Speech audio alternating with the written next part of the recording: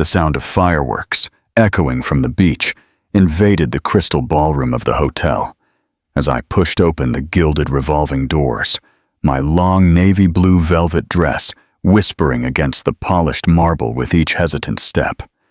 My heart beat like a war drum in my chest, each pulse reverberating in my ears like distant thunder.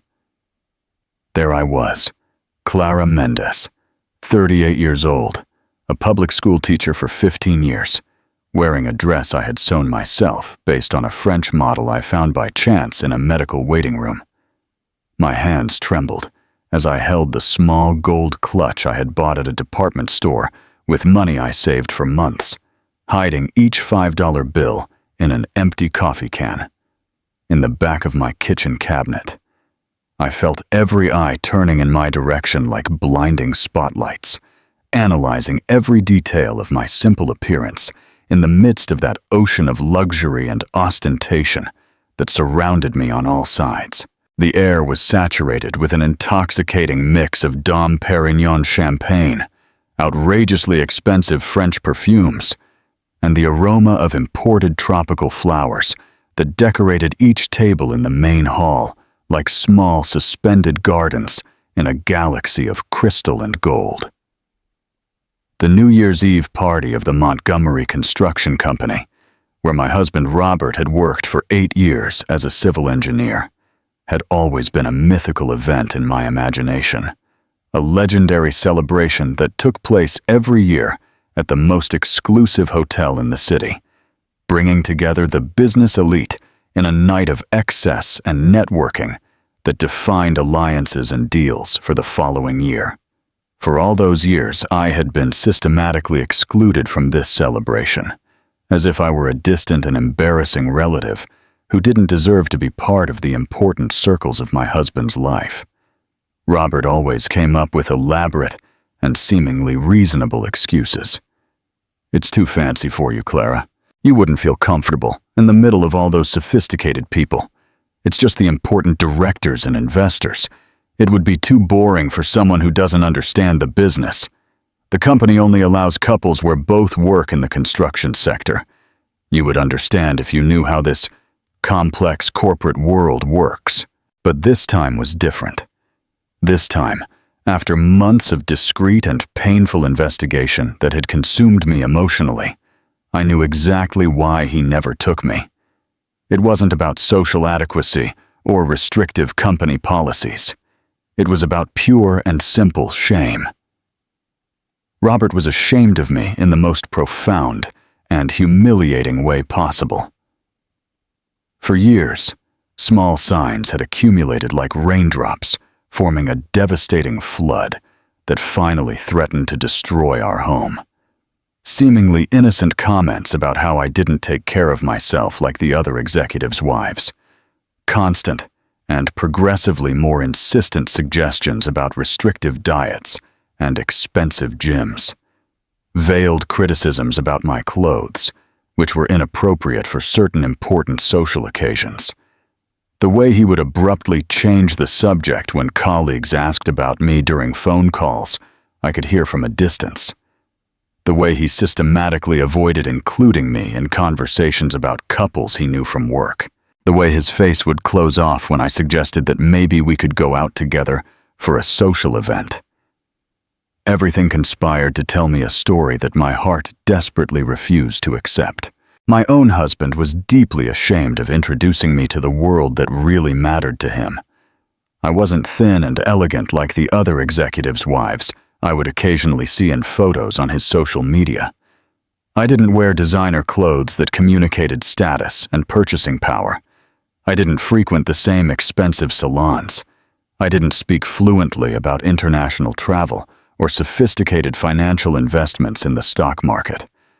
I was just Clara, the math teacher who woke up religiously at 5 in the morning to teach unmotivated teenagers at a public high school.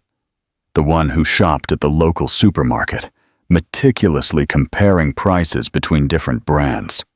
The one who cut her own hair to save money.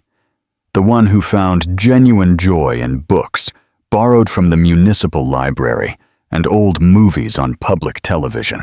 The main hall of the hotel was a visual symphony of opulence that made me feel like an intruder in a museum after hours. An imposter who had managed to gain access to a world that clearly didn't belong to me. Baccarat crystal chandeliers hung from the ornate ceiling like captured and domesticated constellations, casting infinite golden reflections on the Carrara marble walls that silently told the story of the country's most powerful people. Women glided across the polished dance floor wearing dresses that cost more than my annual net salary, their jewelry sparkling under the multifaceted lights like small personal galaxies orbiting their necks and wrists. Men in impeccable tuxedos conversed in hermetically sealed groups about multi-million-dollar deals, mergers and acquisitions, and international investments, their Swiss watches reflecting the light of the chandeliers like small golden suns announcing their wealth on their wrists.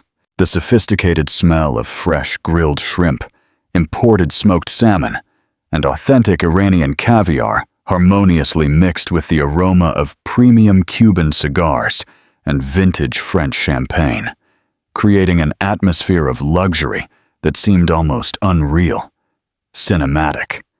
It was a world where every detail screamed money, power, and social status.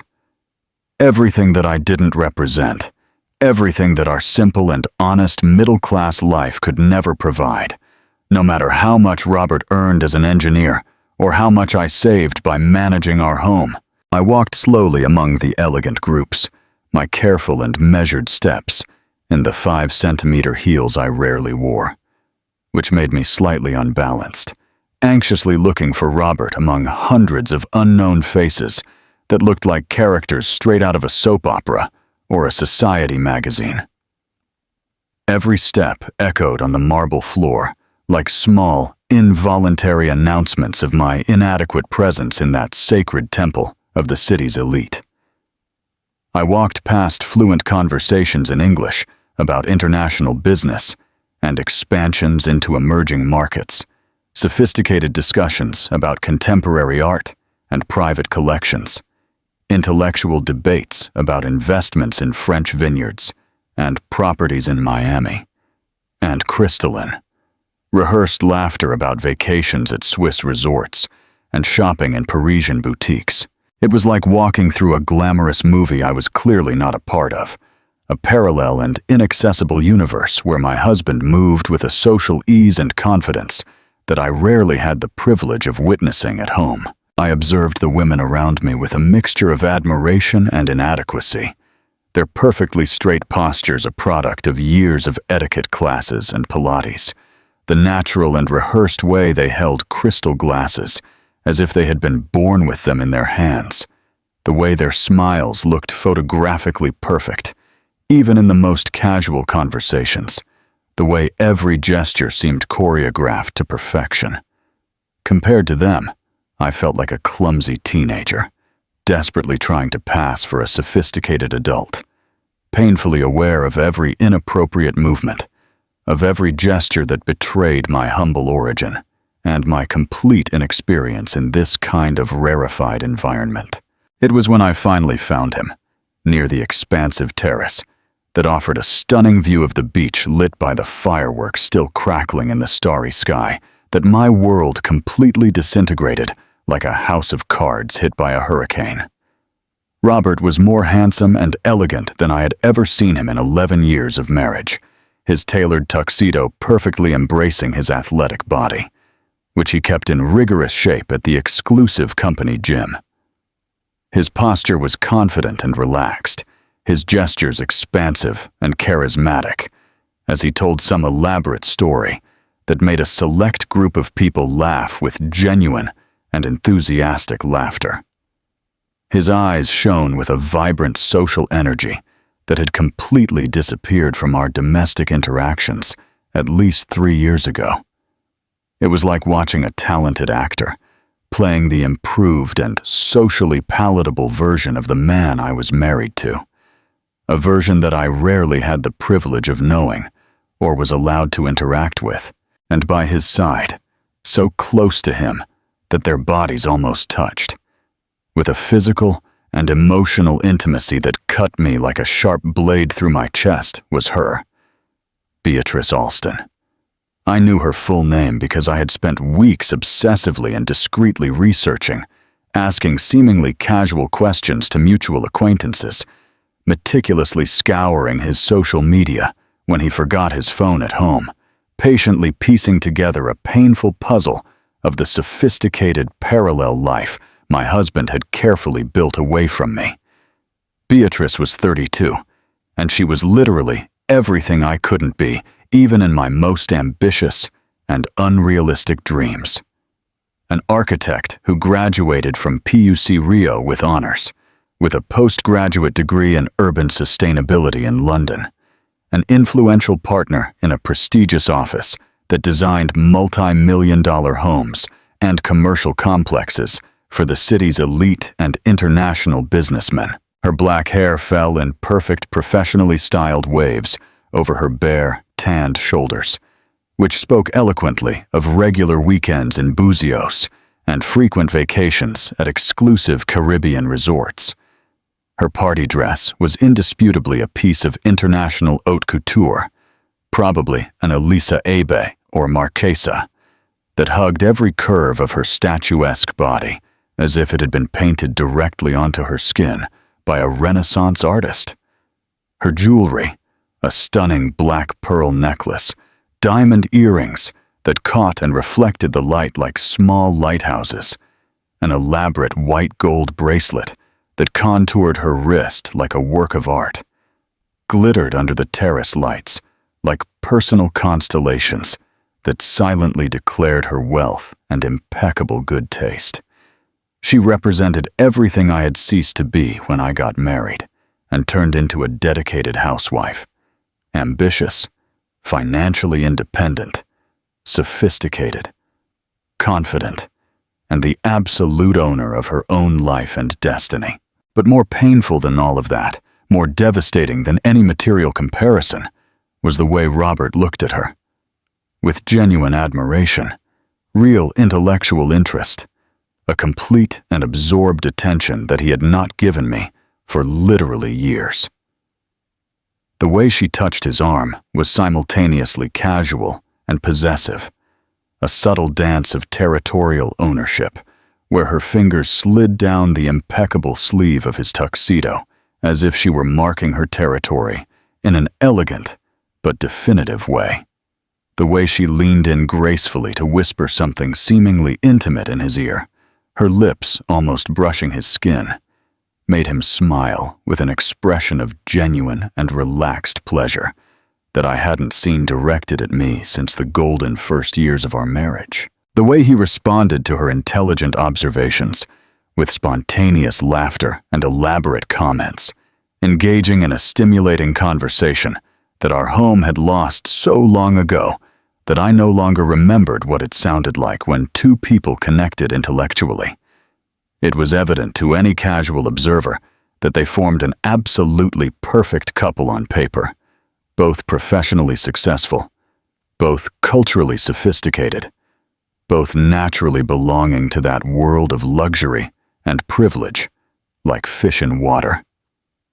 And I was just the inconvenient legal obstacle that prevented this ideal union from officially taking place in the eyes of society. For a few surreal and agonizing moments, I was completely paralyzed there at the entrance to the terrace, watching my own matrimonial tragedy unfold like a dramatic soap opera, of which I was simultaneously the protagonist and a completely powerless spectator. Memories came like powerful waves breaking on a rocky shore. Our first romantic meeting at university, when he was studying civil engineering and I was studying mathematics, when he would say with apparent sincerity that I was the smartest and most interesting girl he had ever met, and that he loved our long conversations about education and social change through knowledge. Our simple but happy honeymoon at a charming inn in Petropolis, when we made modest but enthusiastic plans for the future, when he said with conviction that we didn't need material luxury to be completely happy because we had each other. And that was more than enough. The golden first years of marriage, when he still respectfully consulted me on important decisions, when he genuinely valued my opinion on everything from home decoration to family financial investments, when we made love with real passion and not just out of automated and predictable marital obligation. And then, gradually and inexorably, the deterioration that corroded our relationship like rust. The conversations that became monologues about his work, while my comments about my students were systematically ignored or minimized. The romantic dinners that turned into silent meals in front of the television.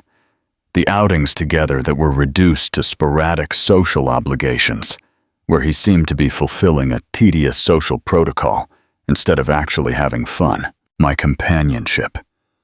I had watched my marriage slowly die like a plant that inexorably wilts from lack of water and attention.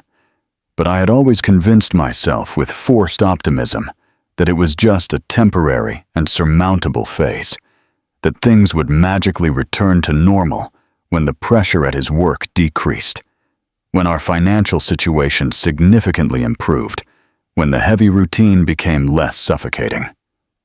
Now, seeing him with Beatrice, I realized with devastating clarity that the problem had never been a lack of time, energy, or opportunity. The problem was that he had simply lost interest in me, in our domestic life together, in the person I had become over the years of exclusive dedication to our marriage. And perhaps, even more painful, he had found in another woman everything that I could no longer awaken in him: intellectual admiration, physical desire, social pride, the genuine desire to show the world who he had chosen to love and with whom he wanted to be seen publicly. What would you have done in Clara's place?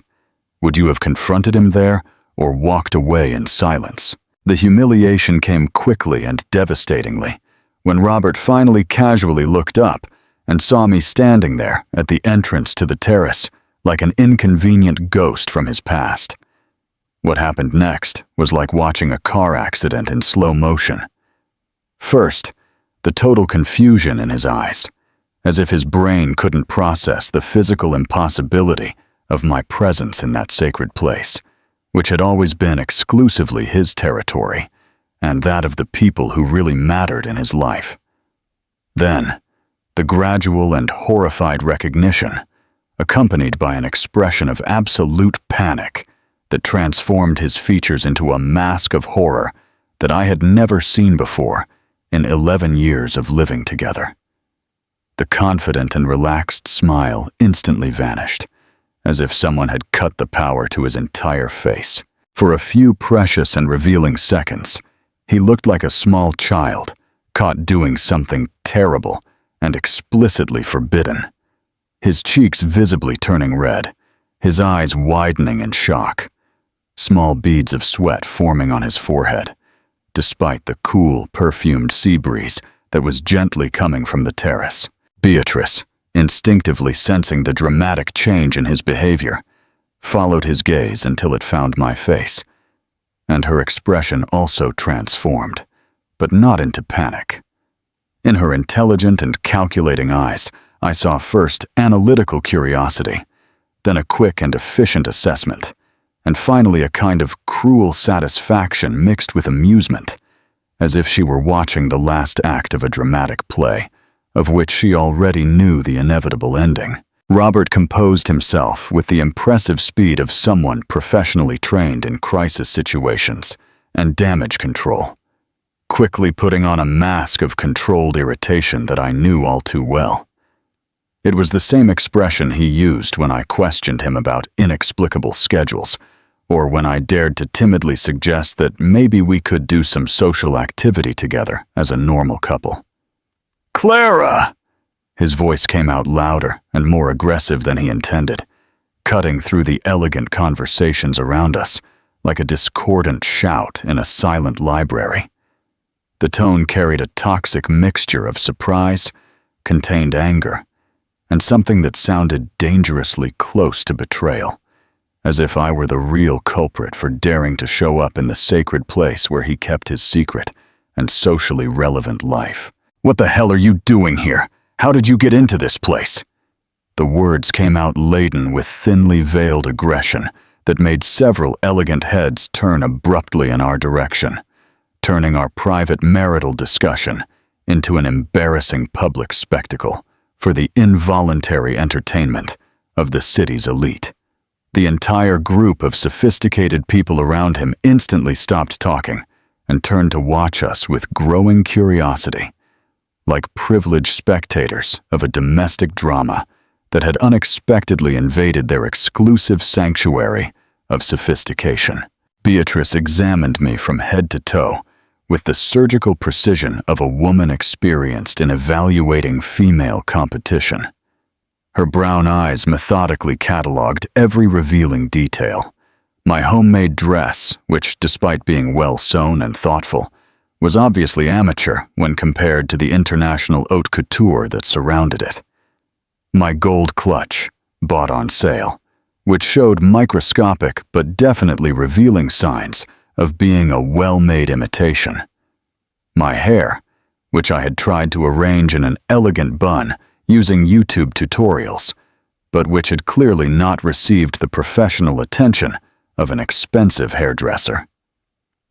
My carefully done at-home nails, which, although clean and well-kept, lacked the perfect finish and sophisticated designs of a luxury salon.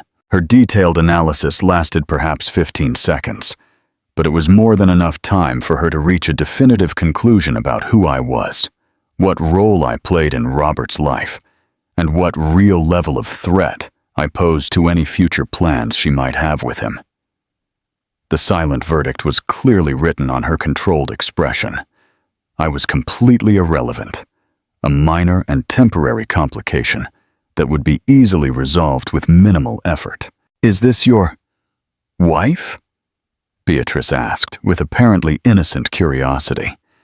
And the way she said the word wife was like listening to someone comment on an old and out-of-fashion piece of furniture that had not yet been discarded or donated to charity.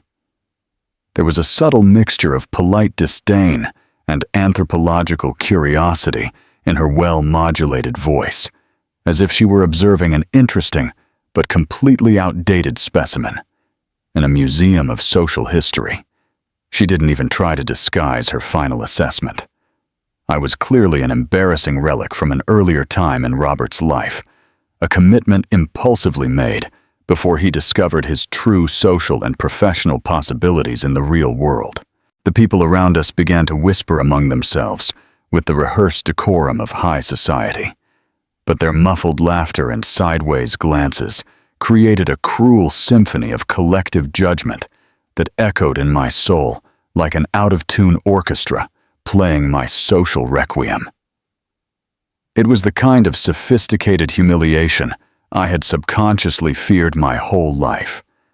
Not a direct and honest confrontation, but this civilized and elegantly cruel way of being publicly dissected by people who considered themselves my natural superiors in every relevant aspect of modern, successful life. "Yes, she's my wife," Robert finally replied, but the tone he used was more devastating than any direct insult could have been. He spoke about me in the same casual and slightly embarrassed way one uses to explain a past mistake in judgment that has not yet been completely corrected or resolved. It was obvious to everyone present that I represented more of an inconvenient social obligation than a genuinely desired companion, more of a logistical problem to be managed than a person he had consciously chosen to love and with whom he had decided to share his life. "Clara, you shouldn't be here. This is definitely not your place, and you are causing an extremely embarrassing situation for everyone here." Each word was like a heavy hammer hitting the last fragmented remains of my dignity, shattering any romantic illusion I might still hold about our marriage and my role in his life. "It's not your place," 11 years of dedicated marriage. 11 years of being the supportive and understanding wife. 11 years of cooking his favorite meals, washing and ironing his clothes, managing our home like a small business, being his enthusiastic audience for his professional victories and his comforting shoulder for his frustrations and defeats. And all I got in return was this: "It's not your place." The words reverberated in my mind like a social death sentence, echoing painfully in the empty chambers of my heart, which had gradually emptied over years of systematic emotional neglect. I felt hot tears burning in my eyes like acid, desperately fighting to escape and complete my total public humiliation. But I flatly refused to cry there, in front of all of them, especially in front of her. I wouldn't give them that final satisfaction, that last precious piece of my dignity, to trample with their expensive shoes. I swallowed the tears with a painful force, feeling them slide down my throat like crushed glass, leaving a trail of physical pain that added to the emotional agony that was already consuming me completely. I just wanted... My voice came out trembling and pathetic, almost inaudible, amidst the sophisticated ambient noise of the party and the fireworks that were still majestically exploding outside on the beach. I just wanted to start the new year next to my husband, to participate for the first time in an important part of his professional life, to finally meet the people you spend so much time with and who are clearly important and meaningful to you. The words came out desperate and completely jumbled, as if I were pathetically trying to justify my own existence before a hostile and impatient court. 11 years together, and I never, ever participated in any of your company events, never met your important colleagues, never saw the social environment where you move with such impressive naturalness and confidence. It's when my voice began to fail shamefully, and I realized with horror that I was only burying myself deeper in the hole of public humiliation, providing involuntary and embarrassing entertainment for people who clearly saw me as a simultaneously tragic and slightly ridiculous figure. Beatrice laughed, a melodious and poisonous sound that cut through the perfumed night air like a sharp blade. How sweet! The dedicated wife finally wants to get to know her husband's real world. She said real world, as if our domestic life were a childish fantasy that I stubbornly refused to abandon, as if it were relevant to what happens here. Her voice carried a polite condescension that made every word sound like an elegant but deliberately cruel slap.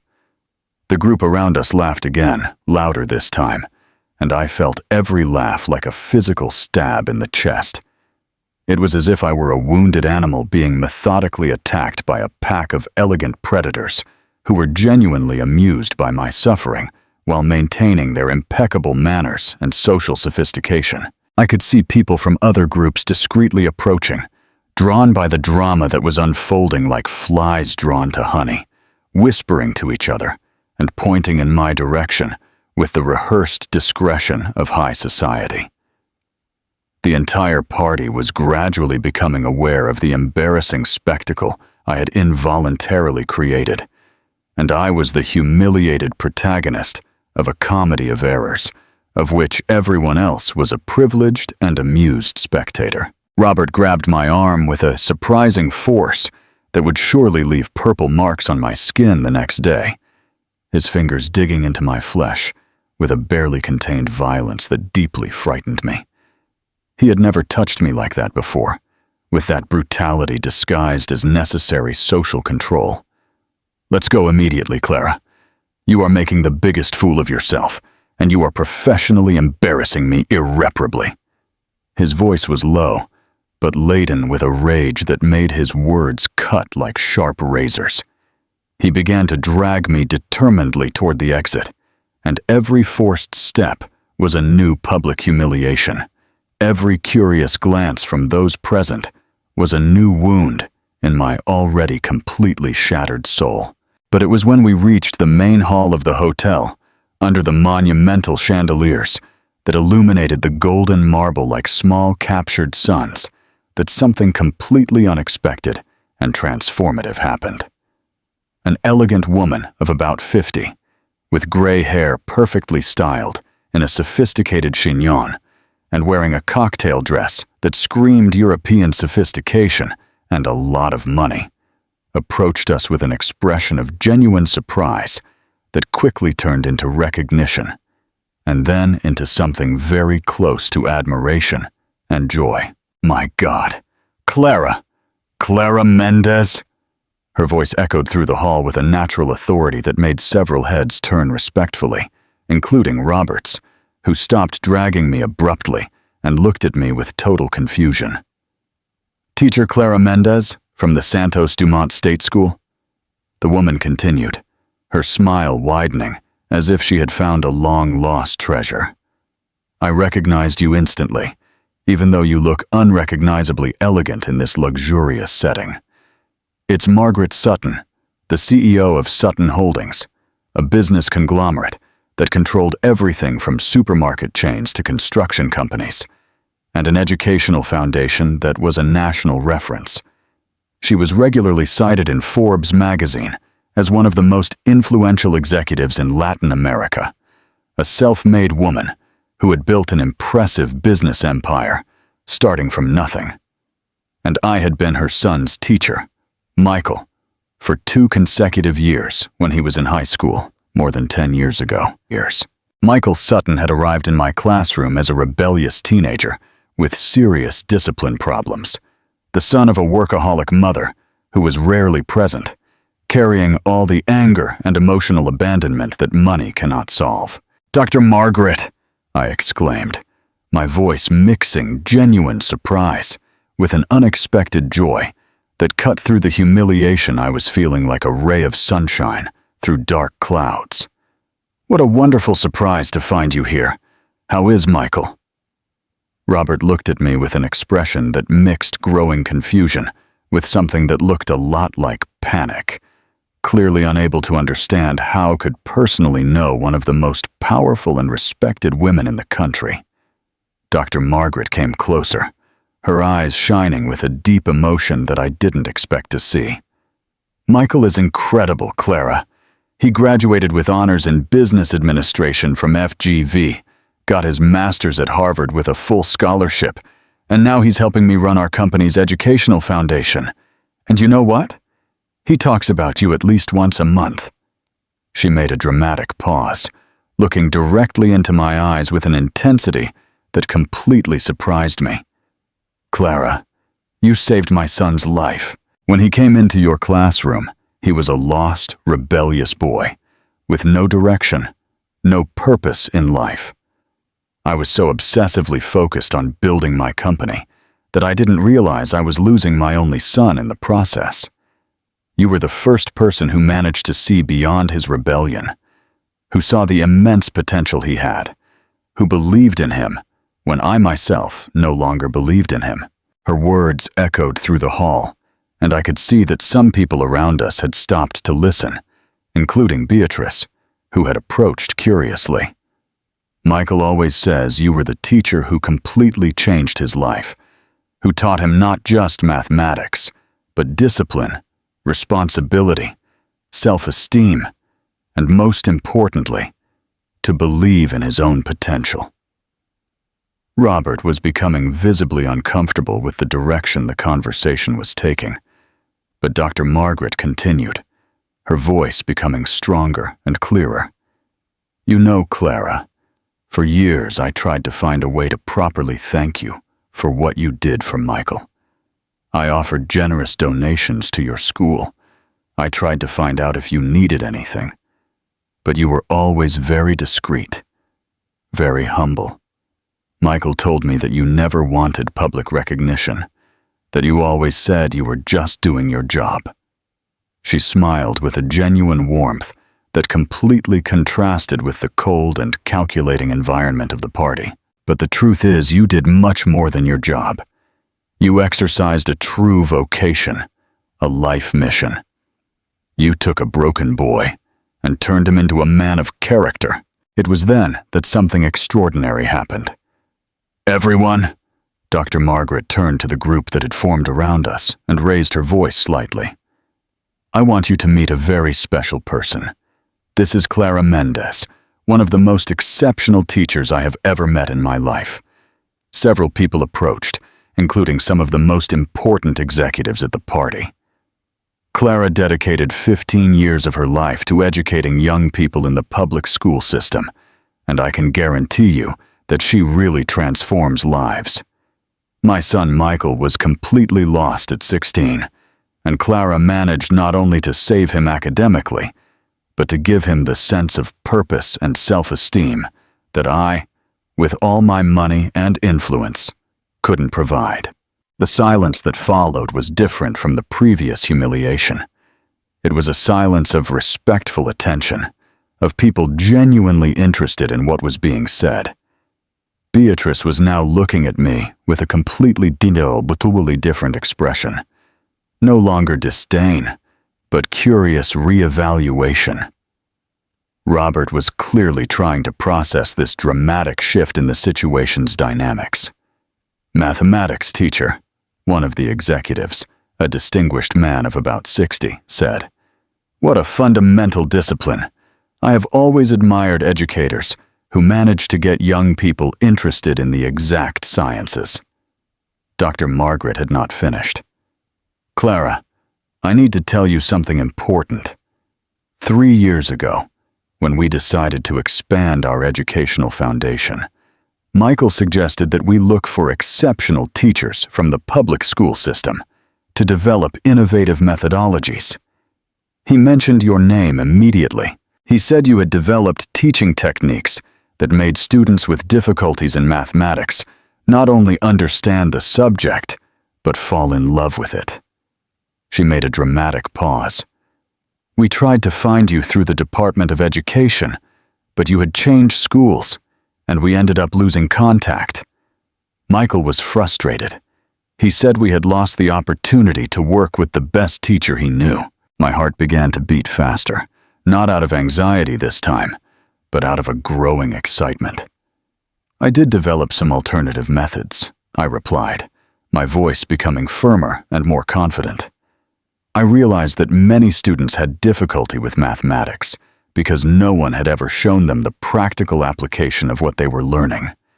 I started to connect mathematical concepts with real-life situations, family budgets, discount calculations, salary increase percentages, and basic financial planning. I felt a confidence that I hadn't experienced in years growing inside me. Students began to realize that mathematics was not just abstract numbers, but practical tools to improve their lives." Dr. Margaret clapped her hands softly, her enthusiasm visibly growing. "Exactly. That's revolutionary, Clara. Most educators teach pure theory, but you created bridges between academic knowledge and practical application." She turned to the group around us. "Do you know how difficult it is to find educators with that vision? Clara doesn't just teach mathematics. She teaches life through mathematics." Several people nodded in approval, clearly impressed. One of those present, who identified himself as the director of human resources for a multinational company, commented, "You know, we always had difficulty finding employees who truly understood applied mathematics. Most come from university knowing formulas, but not knowing how to solve real problems." It was then that Dr. Margaret asked the question that would change everything. "Clara, are you still teaching?" When I confirmed that I was, she continued, "And have you ever thought about expanding your impact? Instead of influencing 30 students a year, how about influencing 100 teachers, who in turn would influence thousands of students? Our foundation is developing a national program to train mathematics teachers.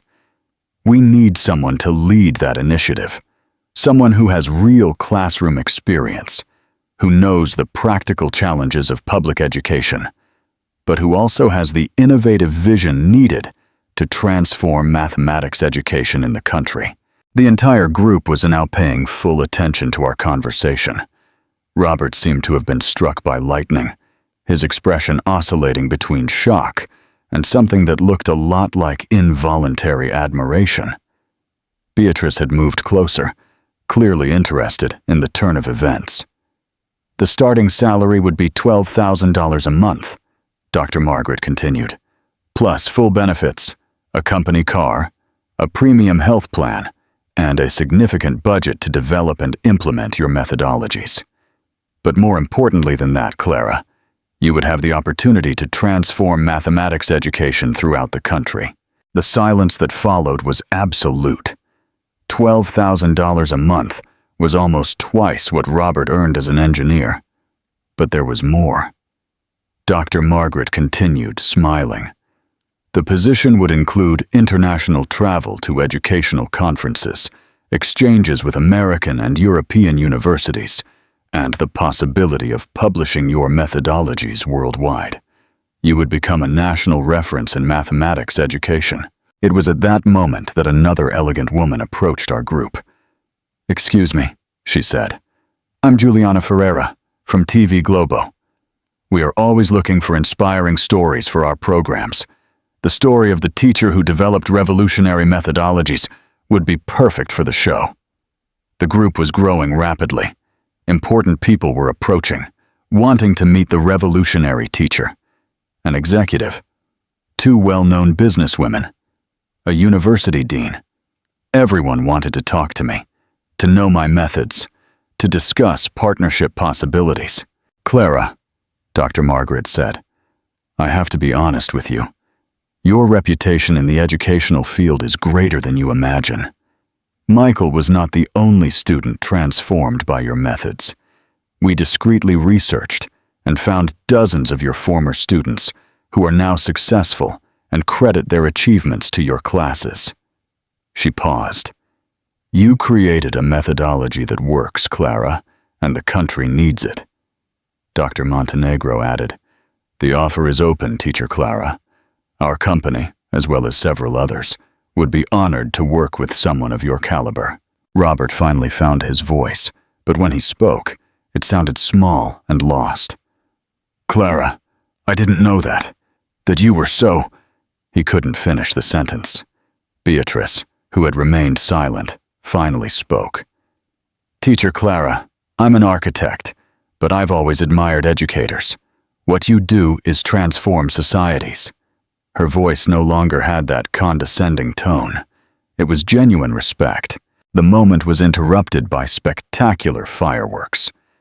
It was almost midnight. Dr. Margaret raised her glass. "A toast to Clara Mendez, an exceptional educator."